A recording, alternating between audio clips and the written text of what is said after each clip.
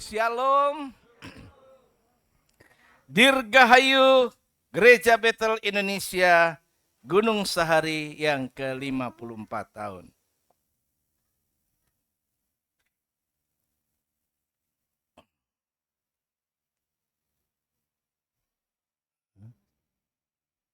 Iya, anak-anak kecil yang golongan anak-anak kecil boleh turun ke bawah.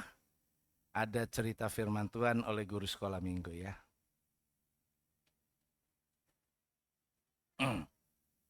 Kalau sudah selesai boleh nanti ikut naik kalau memang mau menyaksikan. Bapak Ibu yang Tuhan kasih dan berkati, hari ini senang sekali ketika kita bisa bersama-sama berkumpul untuk beribadah. Bahkan kita bisa turut merasakan bersama atmosfer sukacita yang melimpah di dalam setiap kita. Kita boleh beribadah kepada Tuhan dengan hati yang bersyukur. Di belakang saudara itu ada foto-foto yang dari sejak masa lampau. Gereja Betel Indonesia ini ada, tetapi yang bisa kami kumpulkan untuk saat sekarang cuma sangatlah terbatas. Padahal Gereja Betel Indonesia Gunung Sahari ini sudah berada sejak GBI di launching di Sukabumi pada tahun 1970. Jadi sebelum GBI ini didirikan, maka gereja kita sudah ada dengan nama Gereja Betel Injil Sepenuh atau disingkat dengan GEBIS. Ibadah di bawah, dulu saya masih belum bergabung, tetapi cerita dari orang-orang yang lampau, mereka bisa beribadah bahkan di pinggir jalan yang kecil itu. Di situ ada rumah Mamuk. Mamuk itu rumahnya Tante Yuli, ya. Tante Yuli salah satunya yang jemaat lama. Ibu Nonon juga adalah jemaat yang masih hidup sampai sekarang, masih ada. Itu juga jemaat-jemaat awal dari gereja ini. Jadi gereja ini sebenarnya usianya bahkan sudah lebih dari usia GBI 54 tahun ini. Kalau dengan acara-acara semacam ini bisa membuat kita bisa makin momentum untuk bisa bersama-sama bergotong royong untuk mempersiapkan segalanya, bisa bersama-sama datang sama Tuhan. Rasanya kita ulang tahun aja tiap minggu begitu ya. Jadi lebih banyak begitu. Atau juga Natal begitu kan. Kadang-kadang Natal bisa buat kita yang jarang berkumpul pun kita dipersatukan untuk bisa bersama-sama. Jadi momentumnya kebersamaan kita itu adalah sesuatu yang bisa membuat kita menjadi lebih bersukacita dan kita akan lebih bersemangat dibangun satu dengan yang lainnya. Hari ini saya mengajak kita merenungkan firman Tuhan dengan tema Ebenezer. Apa? Ebenezer. Nah, Ebenezer, sebuah tema yang memiliki makna arti yang bisa kita baca di dalam 1 Samuel pasalnya yang ke-7 ayatnya yang ke-12. 1 Samuel pasal yang ke-7 ayatnya yang ke-12. Kita akan baca bersama-sama, semua bisa membaca dengan suara keras ya. Satu ayat ini kita baca. 1, 2, 3. Kemudian Samuel mengambil sebuah batu dan mendirikannya antara Mispa dan Yesana. Ia menamainya Ebenezer. Katanya, sampai di sini Tuhan menolong kita.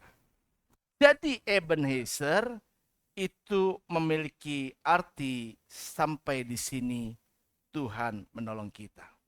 Bukan berarti cuma sampai di situ saja Tuhan menolong, tapi Samuel di depan seluruh jemaah Israel mau menyatakan dalam perjalanan sejarah Israel bahwa begitu panjangnya sejarah itu sampai saat sekarang ini, Dan sampai saat ini pun bahwa umat pilihan Tuhan itu disertai oleh Tuhan dan penyertaan dan pertolongan Tuhan tidak pernah berhenti sampai saat ini, bahkan untuk masa yang akan datang.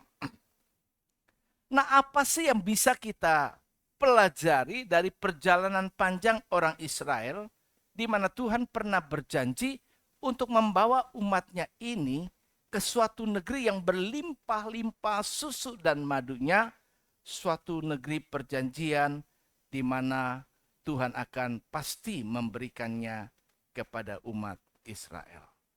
Saat sekarang ini kita diperhadapkan dengan berita peperangan. Ada bangsa-bangsa lain yang tidak persis mengerti sejarah Israel, berkata Israel menjajah, Israel kepengen mengambil tanah orang lain. Padahal bagi yang mengerti, khususnya orang-orang Yahudi sampai saat ini di seluruh pelosok dunia dimanapun mereka tersebar saat ini, mereka tahu bahwa tanah Israel yang ada itulah tanah pusaka yang Tuhan karuniakan. Dan mereka cuma ingin mengambil balik apa yang menjadi milik mereka.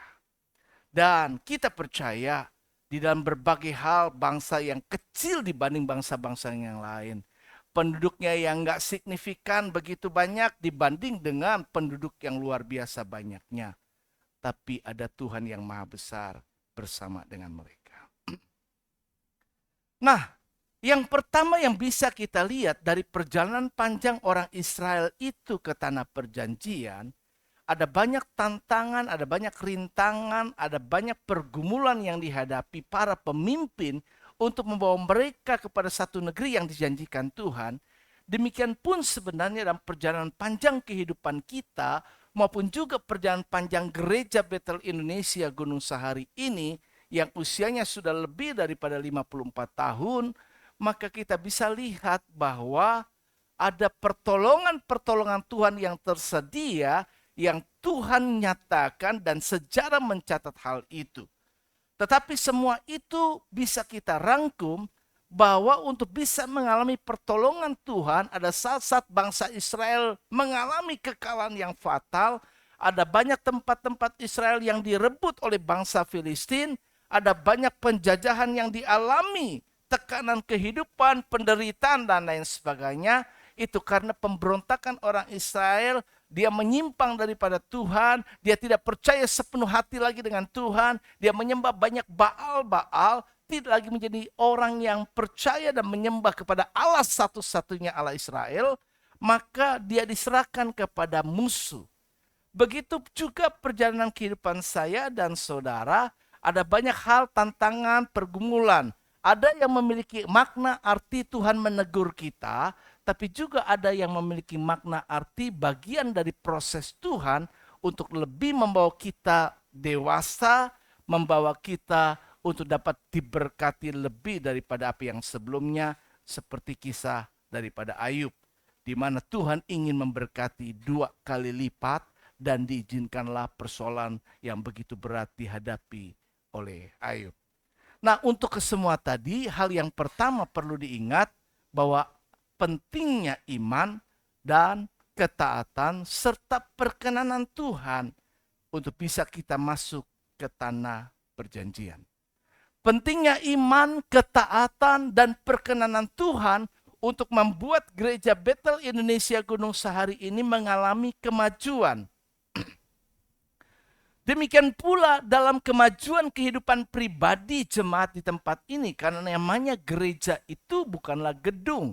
Gereja itu adalah organisme, sesuatu makhluk hidup yang bergerak, yaitu saya dan saudara, jemaat Tuhan di tempat ini, itulah yang disebut gereja. Jadi ulang tahun gereja sama dengan ulang tahun kita.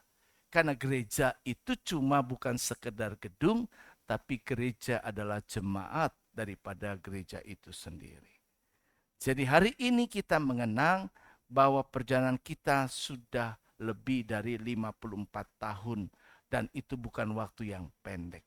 Dalam sejarah gereja yang saya ketahui di tempat ini, mengalami masa-masa yang sulit di masa-masa awal.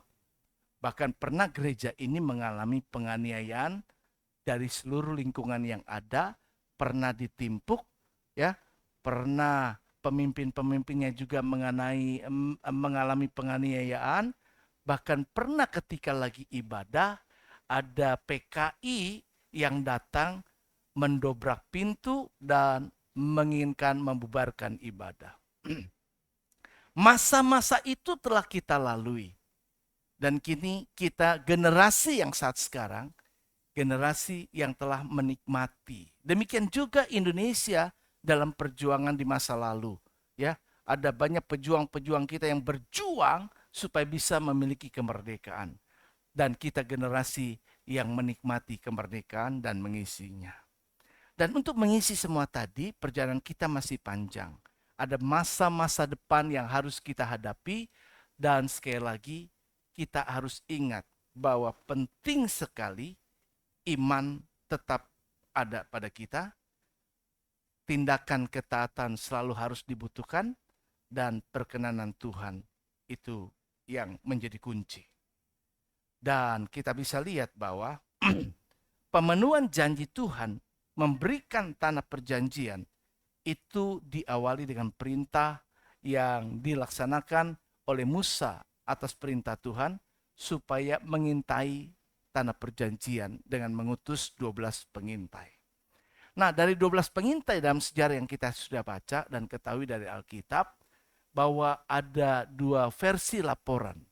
Yang 10 orang yang mengintai dari 12 memberikan laporan tentang sebuah fakta yang sama, tentang objek yang sama, negeri perjanjian, negeri Kanaan itu, yang memang berlimpah susu dan madu, anggurnya begitu melimpah baik, tetapi persoalan yang dia lihat, tantangannya itu membuat rasanya dia pikir, dalam perspektifnya, cara berpikirnya, dan kadar iman yang dia ada, itu menunjukkan nggak mungkin deh. Memang sih bagus, tapi nggak mungkin deh begitu. Jadi ada sesuatu sikap pesimis, rasanya nggak bisa, rasanya nggak bisa, rasanya nggak bisa. Nah, kalau kita pikir secara logika manusia, kenapa Tuhan harus melakukan itu? Kirim pakai 12 pengintai lah, pakai peperangan lah. Kalau memang Tuhan mau kasih, kasih aja. Nah, disinilah kita belajar bahwa Allah kita adalah Allah yang bekerja secara normatif. Ada masa-masa di mana mujizat dinyatakan secara spektakuler, tetapi ada saat-saat dan lebih banyak prosesnya adalah proses normatif, proses yang umum, proses yang biasa. Artinya, di dalam kehidupan perjalanan saya dan saudara, perjalanan umat Israel, perjalanan gereja ini, ada proses normal yang harus kita lewati. Dan proses normal itu menghendaki sebuah respon kita. Nah, respon kita ini adalah sangat menentukan. Respon kita sangat menentukan sebuah hasilnya. Kalau dari Allah nggak perlu diragukan. Allah kepengen buat gereja ini maju. Allah kepengen buat saya dan saudara mengalami berkat yang berkelimpahan dan mengalami kemajuan kehidupan yang lebih baik. Karena dia katakan, aku tahu rancangan-rancangan apa yang ada padaku mengenai kamu, yaitu rancangan yang memberikan sebuah hari depan yang penuh harapan. Tetapi persoalannya untuk bisa mencapai semua tadi, untuk bisa membawa gereja yang 54 tahun sudah seperti ini, kemudian bisa lebih lagi maju, bukan sebaliknya mengalami pemunduran, mengalami keadaan yang lebih buruk, sesuatu yang menyedihkan Tuhan. Kenapa bisa begitu? Karena perjalanan kita yang menentukan bukan gedung. Gedung pasif. Gedungnya begini aja gedungnya. Gedung ini bisa diperbesar. Gedung ini bisa bahkan kita bisa pindah ke tempat yang jauh lebih besar. Sebuah harapan, sebuah mimpi. Begitu ada sebuah tempat di mana ada basementnya. Gedung yang melimpah megah begitu. Dengan jemaat yang begitu luar biasa. Itu ada di benak kepala saya sejak saya terima. Dan menjadi visi yang ada di situ. Tetapi semua hanya bisa terwujud jika kita punya iman yang cukup kokoh kuat. Dan kita punya ketaatan untuk mengikuti proses yang ada. Dan Tuhan, kita mencari perkenanan Tuhan. Karena dari pengintai tadi, 2 orang lagi yang melaporkan sesuatu yang juga objeknya sama, dia tetap berpikir hal yang baik dan positif. Dari 10 orang yang kasih laporan, ya memang semuanya baik, tetapi persoalannya nggak mungkin bisa lebih baik untuk bisa dapat merebutnya. Tetapi 2 orang berkata kuncinya begini, jika Tuhan berkenan kepada kita, dialah yang jauh lebih besar akan membawa kita masuk ke dalamnya. Jikalau Tuhan berkenan atas jemaat Tuhan di tempat ini, jikalau Tuhan berkenan atas gereja Bethel Indonesia dengan organisasi yang ada, maka Tuhan bisa mempercayakan lebih besar lagi. Tetapi respon kita dibutuhkan. Kita perlu beriman dan kita perlu taat sebagai wujud dari iman kita. Karena Ibrani berkata, 11 pasal 11 ayat 6a, tetapi tanpa iman tidak mungkin orang berkenan kepada Allah. Kalau kita datang sama Tuhan dengan iman, maka Tuhan berkenan. Kalau kita datang sama Tuhan dengan keraguan, Tuhan tidak berkenan. Kalau kita berdoa tapi doa kita juga masih berpikir mungkinkah bisa dijawab Tuhan, Tuhan menjawab dengan sebuah firman. Dia yang dapat melakukan jauh lebih banyak daripada apa yang dapat kita doakan. Artinya, yang paling penting, percayalah terus kepada Allah, lakukan bagian kita, bersatu kita bersama membangun, maka kita akan bisa melihat kuasa Tuhanlah, bukan saya, bukan kita, tapi kuasa Tuhanlah yang akan memampukan perjalanan hidup kita masing-masing pribadi dan gereja ini untuk maju, jauh melangkah ke depan dan mengalami sesuatu yang luar biasa. Saat gereja merayakan ulang tahun yang ke-54, kita diingatkan akan perjalanan panjang yang penuh dengan anugerah dan pertolongan Tuhan. Kalau kita masih ada seperti ini, di tengah-tengah begitu banyaknya pergumulan dan tantangan yang tidak mudah, maka semua itu cuma semata-mata membuktikan bukan karena orang-orangnya hebat, bukan karena pemimpinnya hebat, bukan juga karena saya yang tidak bisa banyak berbuat banyak, tetapi karena kasih karunia Tuhan yang masih berlangsung buat GBI Gunung Sahari, buat jemaatnya yang ada di tempat ini, buat saudara-saudara yang masih tetap setia sampai saat ini, saudara-saudara yang masih tetap ada.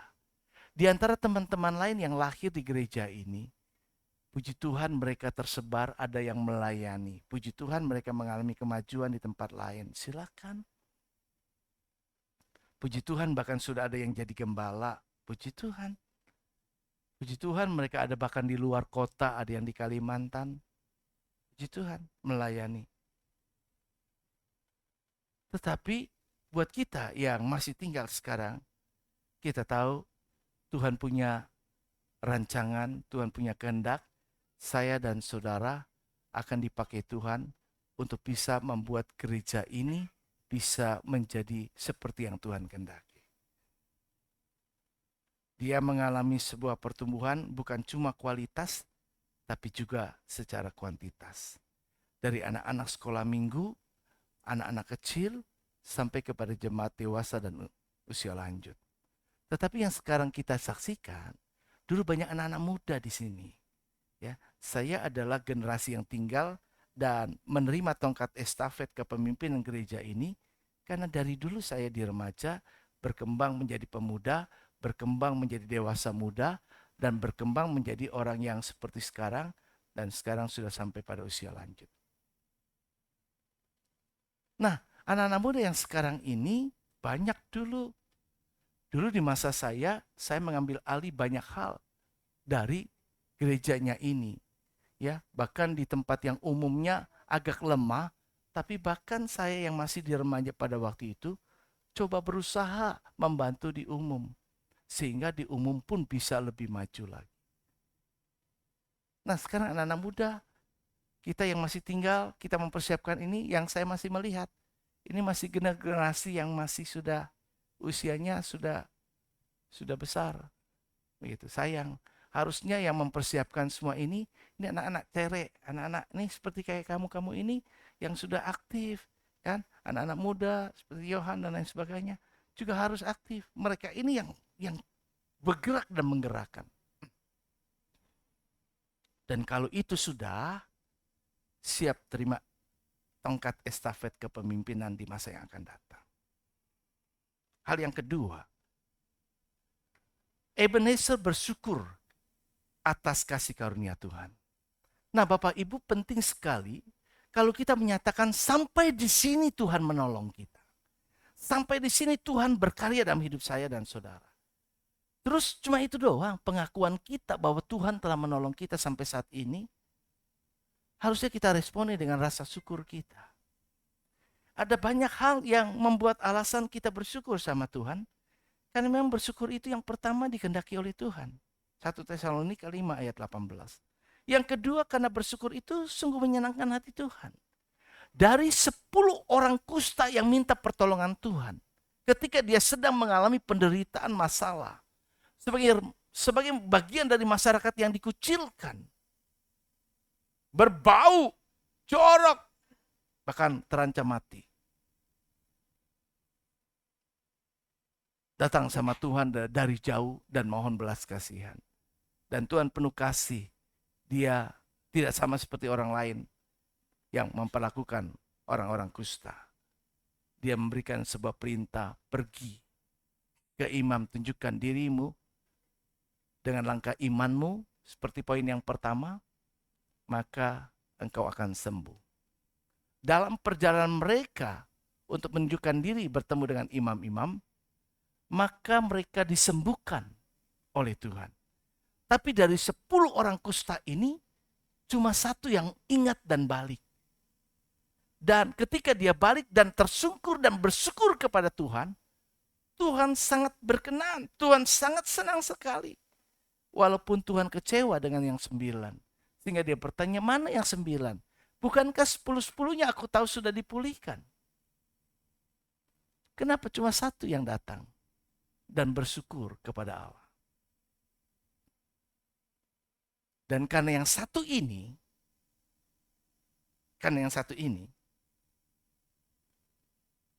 kita bisa lihat, itu akan mengalami sesuatu yang berbeda dari yang ke-9. Bersyukur mendatangkan kebaikan bagi kita. Ini juga mendatangkan kebaikan bagi yang satu yang bersyukur itu di antara 9. Alkitab yang saya baca, pada Lukas pasal yang ke-17 ayat yang ke-19, dalam versi bahasa Inggrisnya itu kalau dibaca, itu menyatakan, ya kan, bangunlah kalau bahasa Indonesia, ya kan ya, bangkitlah, ya kan, pada saat itu dia sembuh, imanmu telah menyelamatkan engkau.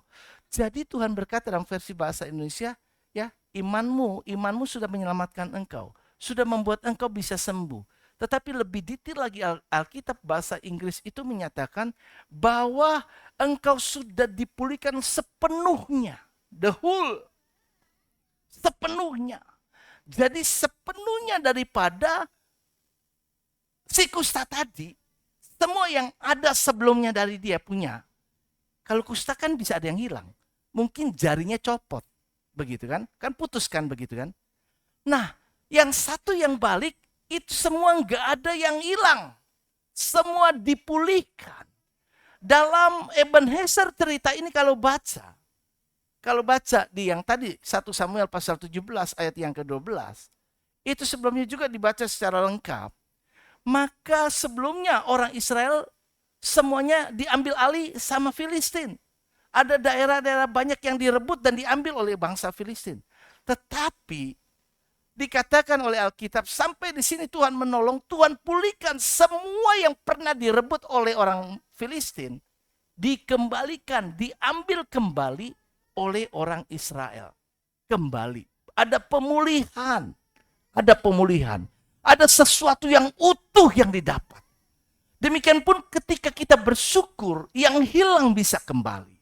Ketika gereja ini belajar bersyukur dan mengapresiasi Tuhan, kemudian dengan berbagai wujud nyata yang dinyatakan, dengan ucapan syukur, jemaat datang membawa kue, jemaat datang dengan ini dan sebagainya.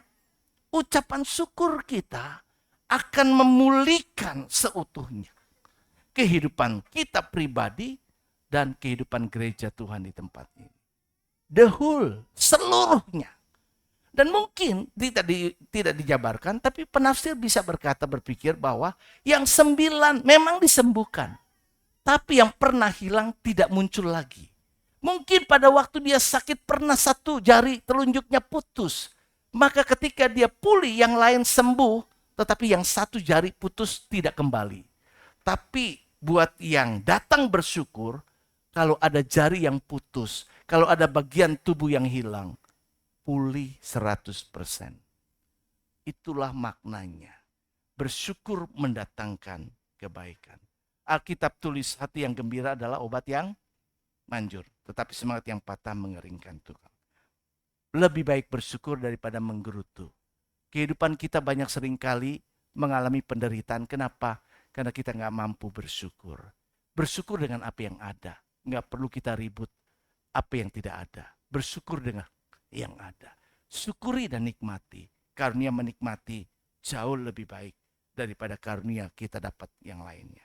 Semua yang kita miliki, jika tidak bisa kita nikmati, apalah artinya. Kemudian Tuhan selalu menolong kita. Kalau dikatakan sampai di sini Tuhan menolong, dan untuk yang akan datang, Tuhan juga pasti menolong. Dan dia selalu menolong. Kita adalah orang yang paling dikasih Tuhan. Ya, Yohanes 3 ayat 16 karena begitu besar. Kemudian kita adalah orang yang paling berharga dan mulia dinyatakan oleh Tuhan. Sehingga ia berani berkorban apapun demi kita, bahkan meninggalkan kemuliaan. Dan kita adalah orang yang paling penting bagi Tuhan. Ibrani 9 ayat 24, Yesus Kristus sebagai imam besar agung menghadap Bapa demi kepentingan kita. Dia tetap berdoa sampai saat ini untuk kita sekalian pribadi lepas pribadi. Sampai akhirnya Tuhan harapkan kita bisa sampai ke negeri perjanjian, semuanya selamat, kita berkumpul di surga, kita bisa reuni kembali. Amin. Yang ketiga, yaitu mengevaluasi diri. Nah, momentum daripada ulang tahun ini adalah momentum di mana kita mengintrospeksi diri, mengevaluasi. Apakah saya sebagai jemaat sudah berkontribusi maksimal dalam memajukan gereja, juga dalam pelayanan di tempat ini? Apakah gereja ini benar-benar di mana saya adalah bagian di dalamnya, saya pribadi sudah memiliki rasa memiliki gereja ini, atau saya cuma seperti jemaat biasa tamu, ya udah, yang ini bukan bagian saya, yang ini bukan urusan saya cuma mau jadi jemaat biasa, saya cuma mau datang ibadah, ya udah datang ibadah, saya cuma mau menjadi penikmat dari apa yang dinikmati, ya. Atau sebaliknya, kita ditempatkan di sini, kita masih ada di sini, bertanya sama Tuhan, Tuhan mau saya apa? Bapak, Ibu, Saudara, dari firman Tuhan yang pernah saya pernah sampaikan, mana yang lebih enak? Menjadi orang yang membutuhkan atau dibutuhkan? Betul kan? Pernah saya sampaikan? Dan saudara jawab, lebih enak apa? Dibutuhkan. Tuhan membutuhkan saudara bagi gerejanya di tempat ini. Gereja ini membutuhkan saudara untuk bisa berkontribusi. Dan mari kita memajukan gereja ini. Mari kita punya rasa memiliki untuk menjaga semua perlengkapan peralatan gereja ini tetap terpelihara dengan baik. Ya, dan menjadikan gereja ini gereja Tuhan, dan tetap tempat ini menjadi tempat kudusnya Allah, sehingga kita menguduskan tempat ini seutuhnya, bukan cuma bagian orang-orang tertentu atau saya sebagai gembala yang bertanggung jawab untuk semua hal tadi, bukan bagian PPSG, tetapi juga bagian kita sebagai bagian seperti keluarga. Kalau kita dalam keluarga, keutuhan rumah kita jaga, betul? Ya? Dan semua hal yang baik dari keluarga itu kita juga berupaya bersama-sama. Inilah yang saya harap. Momentum ini menjadi evaluasi. Adakah kita memiliki rasa memiliki itu besar? Ya, ada rasa tanggung jawab bersama. ada mau terlibat aktif memajukan. Saya dalam harapan saya, jikalau Tuhan kehendaki, tahun depan kita kembali mengadakan retreat. Tapi tempat mungkin nanti kita bicarakan. Saya kepengen rindu kita punya semangat. Saya senang ketika saya lihat dalam persiapan ulang tahun pada semangat. Pada semangat.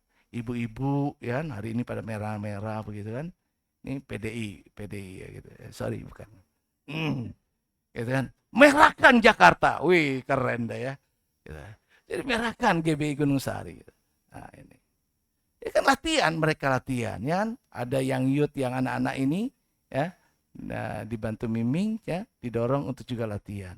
Ya. Ini loh. Ayo yang lain. Ayo. Kemarin ada aktor-aktor yang baru diambil dari Hollywood untuk belajar drama. Ya, nggak tahu nanti ditampil apa enggak gitu ya. Jadi mohon maaf, mereka latihannya baru 1 hari. Bukan 1 hari, baru beberapa menit begitu. Ya. Dan kemudian berdampak nggak kita menjadi berkat?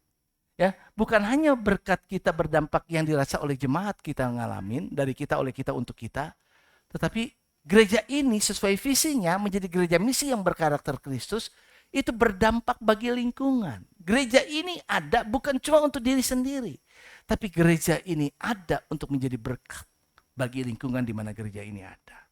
Puji Tuhan dengan sosial yang ada, kita bergerak belum lama memberikan bantuan sosial. Bantuan sosial dari keuangan gereja terbatas, tapi jemaat urunan. Ya, kalau kita mau terlibat dalam segala hal, jadi berkat. Percayalah, kalau kita memberi kepada Tuhan, nggak pernah kekurangan. Ya, amin. Kita memberi kepada Tuhan, lempar ke atas, tahu nggak? Tuhan tetapkan hukum gravitasi. Semua yang dilempar ke atas, pasti jatuh ke bawah. Pasti jatuh ke bawah. Dan kita tidak ada di atas, kita di bawah. Ketika kita lempar ke atas, maka yang di atas kalau berkenan itu bikin roboh perbendaharaan Tuhan. Tahu, kalau seandainya di sini ada gudang bendaharanya Tuhan itu dan kita lempar benda kita ke sana dan itu membuat di sana jatuhan. Wah, berlimpah-limpah. Maka pemberian itu harus tulus dari berdasarkan kemampuan kita bukan pinjam. Dari apa yang bisa kita beri, apa yang bisa kita lakukan buat Tuhan. Ya. Dan yang terakhir, yuk kita semakin berakar, bertumbuh, dan berbuah. Bertumbuh dalam pengenalan akan Tuhan, menjadi dewasa rohani, menjadi murid Tuhan. Nggak cukup jadi orang percaya. Bapak Ibu kalau sampai saat ini jemaat Tuhan di sini menjadi orang percaya, itu menyedihkan Tuhan. Karena amanat agung Tuhan berkata, pergilah, jadikanlah semua bangsa bukan orang percaya kepadaku. Jadikan semua bangsa muridku, murid yang mau diajar, murid yang mau belajar. Itu sebabnya dikatakan, ajarlah kepada mereka segala sesuatu yang telah aku ajarkan kepadamu. Ketahuilah engkau tidak sendiri. Aku turut bekerja menyertai engkau sampai kesudahan alam. Jadi kita bisa lihat, kita dijadikan kawan sekerjanya Allah. Kawan sekerja Allah, orang-orang yang aktif, orang-orang yang dewasa, orang yang bisa bekerja. Dan memberikan kontribusi bagi kemuliaan Tuhan. Bertumbuh dalam hal ini. Terus mari kita bangun komunitas. Jangan cari komunitas, tapi ciptakan komunitas. Kita punya mental bukan penikmat, bukan follower, pengikut, tetapi inisiator, motivator, ya kan? Sesuatu yang kreator, menciptakan sesuatu. Komunitas dibuat. Anak-anak yang seperti ini buat komunitas. Gaby potensial. Gaby nanti bisa menjadi pemimpin perempuan. Nah, mungkin ini perkataan profetik. Ya, ada banyak anak muda asal bersambut. Tahu nggak? Saya dulu mentalnya bukan karena bisa, tapi saya cuma pasang badan. Dan mental itu bukan cuma di gereja. Mental itu di mana saja. Mau di perusahaan di mana saya kerja, saya pasang badan. Karena saya pernah belajar dari sebuah sejarah hidup saya. Ketika saya berpikir nggak bisa, ketika saya berpikir dengan kemampuan ngaca sendiri, aduh saya nggak bisa. Dulu saya disuruh jadi sales, pindah jadi sales. Saya tipe pemalu nggak bisa. Maka orang lain yang masuk di situ mengalami progres maju. Dan akhirnya ketika saya bukan cuma jadi sales, tapi jadi bosnya sales, saya langsung pasang badan, iya saya terima. Pasang badan. Karena Allah bisa membuat batu dipakai Tuhan. Allah bisa membuat orang yang bodoh untuk mempermalukan orang yang merasa diri pintar. Yang penting mau, yang penting mau. Maka dikatakan, ini aku, utuslah aku, pakailah aku. Tuhan yang bisa memampukan, bukan karena kita yang bisa. Ya, yuk kita semakin antusias melayani Tuhan, dan dengan apa yang bisa kita lakukan, bukan yang nggak bisa. Dan niscaya jika ini kita kerjakan, kita memiliki harapan ke depan bahwa Tuhan pasti menolong kita juga di hari-hari yang akan datang. Tuhan memberkati, mari kita bangkit diri.